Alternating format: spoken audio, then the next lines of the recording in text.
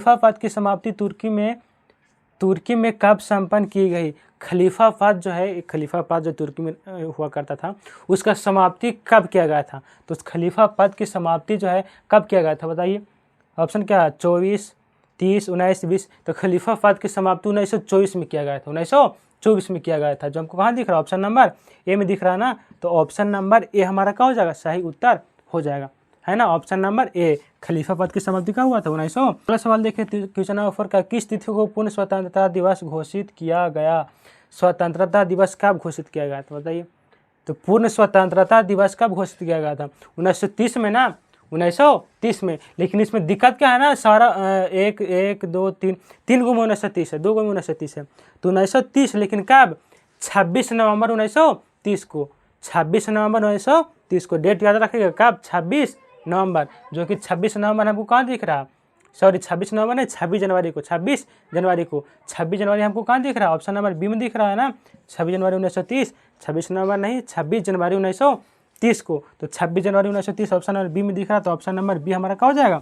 सही उत्तर हो जाएगा, है ना। अगला सवाल देखिए, अगला सवाल क्या कर रहा है? अगला सवाल कह रहा है, राष्ट्रीय स्वयं सेवक संघ की स्थापना किसने किया था, कब किया था? तो इसका स्थापना जो है किसने किया था? इसकी स्थापना जो के.वी. हेडगेवार ने किया था ना, 1925 ईस्वी में किया था। कब किया था? डेट याद रखना है, क्योंकि हिस्ट्री में अगर आपको डेट नहीं याद है तो कुछ नहीं याद है, बिना डेट के कोई काम चलने वाला नहीं है। तो 1925 ईस्वी में किया था, जो हमको कहाँ दिख रहा है? ऑप्शन नंबर बी में दिख रहा है। तो ऑप्शन नंबर बी हमारा क्या हो जाएगा? सही उत्तर हो जाएगा, है ना। अगला सवाल देखिए, अगला क्या कर रहा है? वेदों की ओर लौटो का नारा किसने दिया था? वेदों की ओर लौटो का नारा किसने दिया था? किसने दिया था? वेदों की ओर लौटो। देखिए, अगर आपको नहीं समझ में आता तो वेदों की ओर लौटो कहने का मतलब क्या? वेदों, है ना, वेदों की ओर लौटो, वेदों की ओर लौटो, वेदों, दा रहा ना, तो दा से क्या हो जाएगा? दयानंद सरस्वती। दा से क्या हो जाएगा? दयानंद सरस्वती। तो आपको नहीं याद है, बहुत कन्फ्यूजन होता, तो आप इस तरीके से याद कर सकते हैं क्या, कि वेदों की ओर लौटो, तो वेदों मतलब दा, और दा मतलब क्या? दयानंद सरस्वती। तो वेदों की ओर लौटो का नारा किसने दिया था? दयानंद सरस्वती ने दिया था। जो हमको कहाँ दिख रहा है? दयानंद सरस्वती कहाँ है? ऑप्शन नंबर ए में है ना। तो ऑप्शन नंबर ए ही हमारा क्या हो जाएगा? वेदों की ओर लौटो का नारा दयानंद सरस्वती आंसर हो जाएगा, है ना।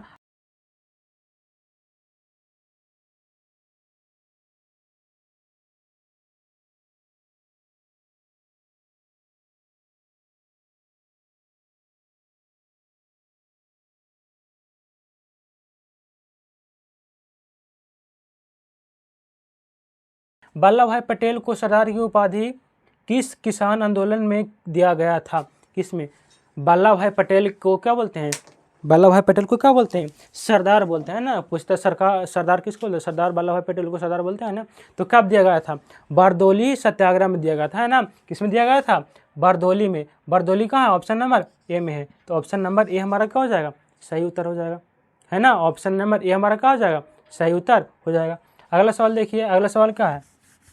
अगला सवाल क्या है? क्वेश्चन नंबर 9 देखिए, जालियांवाला बाग हत्याकांड के उपरांत किसका गठन किया गया था? यानी जब जालियांवाला बाग हत्याकांड हो गया था तो उसके बाद कौन सी समिति का गठन किया गया था बताइए। तो जालियांवाला बाग हत्याकांड के बाद हंटर समिति का गठन किया गया था। किसका? हंटर समिति का। जो हंटर समिति कहाँ दिख रहा है? ऑप्शन नंबर डी में दिख रहा है। तो ऑप्शन नंबर डी हमारा क्या हो जाएगा? सही उत्तर हो जाएगा। कौन सा समिति? हंटर समिति। याद रखिएगा, हंटर समिति का गठन किया गया था। रामपा विद्रोह कब हुआ था? रामपा विद्रोह कब हुआ था? तो रामपा विद्रोह जो हुआ था 1916 में हुआ था। कब हुआ था? याद रखना है दिमाग में आराम से, क्या कि रामपा विद्रोह जो है कब हुआ था? 1916 में हुआ था। 1916 कहाँ? ऑप्शन नंबर ए में है ना। तो रामपा विद्रोह क्या हुआ था? 1916 में हुआ था, 1916 में हुआ था। अगला क्वेश्चन देखिए, जालियांवाला बाग हत्याकांड की किस तिथि को हुआ था? अब ये अगर ये सवाल भी आपको नहीं पता है तो आपको फिर से मेहनत करना पड़ेगा। जालियांवाला बाग हत्याकांड का हुआ था बताइए। ऑप्शन देखिए, अगर नहीं आता तो ऑप्शन से बता सकते हैं। 1919 में हुआ था ना। अब 1919 में कौन से दिन को हुआ था? 1919 में जो है 13 अप्रैल को हुआ था। कब हुआ था? 13 अप्रैल को। तो 13 अप्रैल 1919 ऑप्शन नंबर ए में दिख रहा है। तो ऑप्शन नंबर ए हमारा क्या हो जाएगा? सही उत्तर हो जाएगा, है ना। 13 अप्रैल 1919। पूर्ण स्वराज की मांग का प्रस्ताव कांग्रेस के किस अधिवेशन के द्वारा किया गया था? अब बताइए, पूर्ण स्वराज का मांग जो है कौन सा अधिवेशन में किया गया था? ऑप्शन है आपके सामने, तो कौन सा? लाहौर अधिवेशन में ना। अब लाहौर अधिवेशन तो सबको याद रहता है, लेकिन कब लाहौर अधिवेशन, कब का अधिवेशन, कब? तो 1929 का, जो कहाँ है? ऑप्शन नंबर ए में दिख रहा है। तो ऑप्शन नंबर ए हमारा कहाँ हो जाएगा?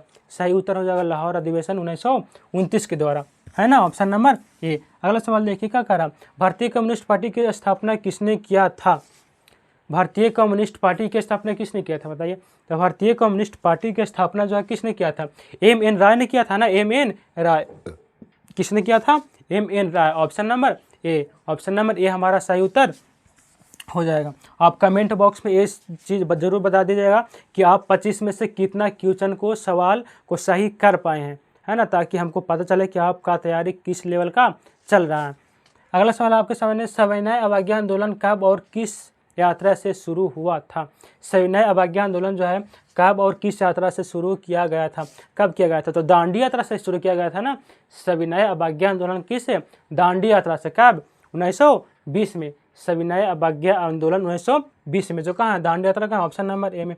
तो ऑप्शन नंबर ए हमारा क्या हो जाएगा? सही उत्तर हो जाएगा, ऑप्शन नंबर ए, है ना। अगला सवाल देखिए, अगला क्या है, भारत में खिलाफत आंदोलन कब और किस देश के शासक के समर्थन से शुरू हुआ था?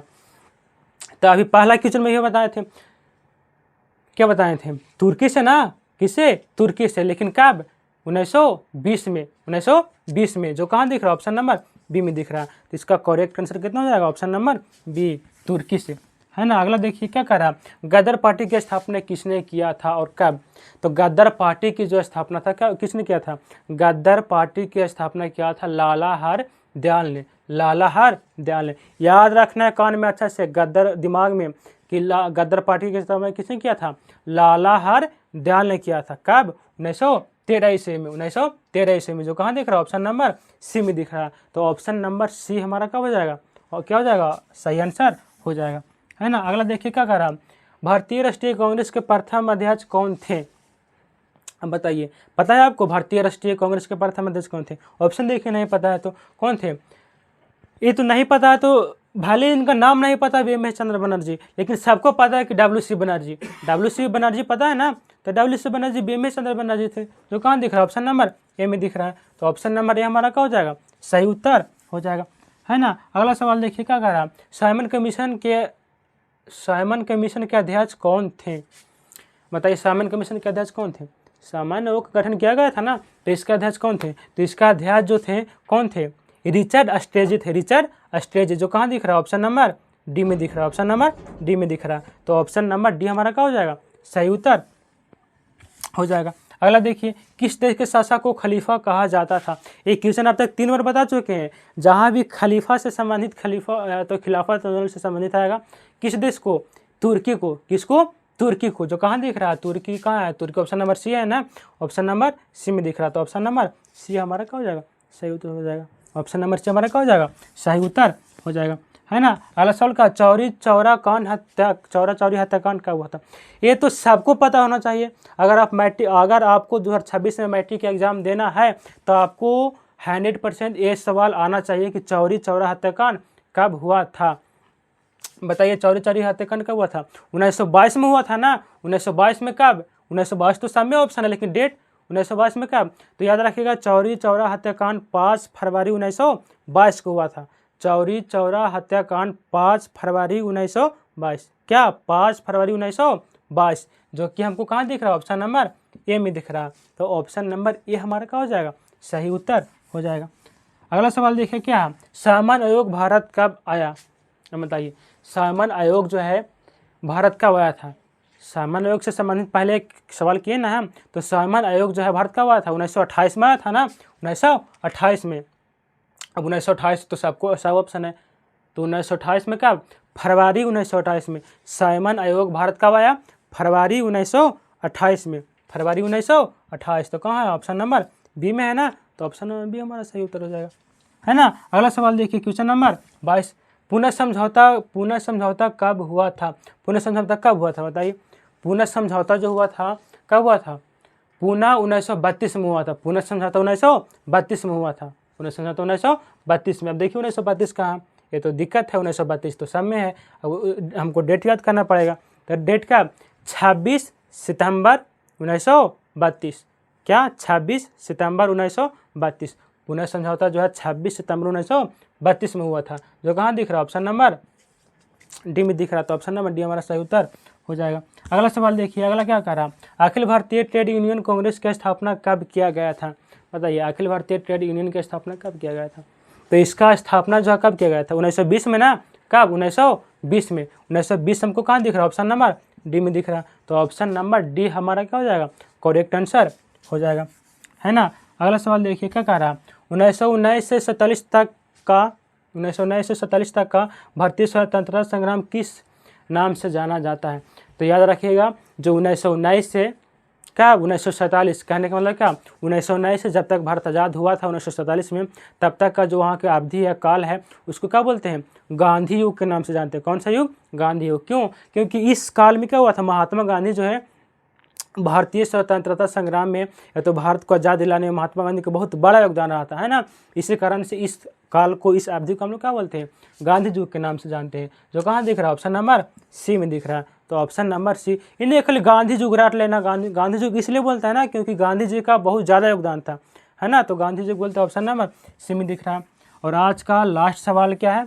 आज का लास्ट सवाल है ना, क्या है, रौलेट कानून किस वर्ष पारित हुआ था? बताइए, आज का लास्ट सवाल, रौलेट कानून किस वर्ष पारित हुआ था? इसका जवाब आप कमेंट बॉक्स में दे दीजिएगा, है ना। लेकिन इसके बारे में क्या पता है? रौलेट कानून क्या था? रौलेट कानून का हम लोग क्या बोलते हैं? काला कानून भी बोला जाता था। रौलेट कानून को काला कानून, इसको में होता यह था ना, रौलेट कानून में क्या होता था?